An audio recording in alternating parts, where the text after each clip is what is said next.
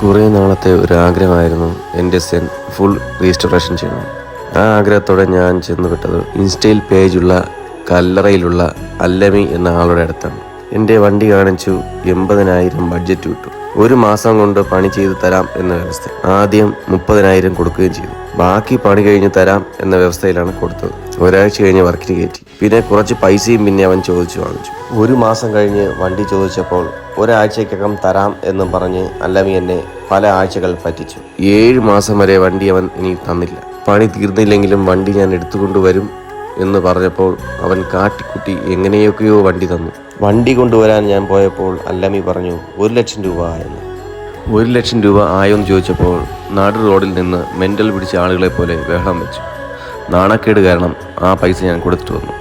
വണ്ടി എടുത്ത് 1 കിലോമീറ്റർ കഴിഞ്ഞപ്പോൾ തന്നെ മിസ്സിങ് തുടങ്ങി. അവിടെ നിന്നിങ്ങോട്ട് പല വർക്ക്ഷോപ്പുകളും ഞാൻ കയറി ഇറങ്ങി.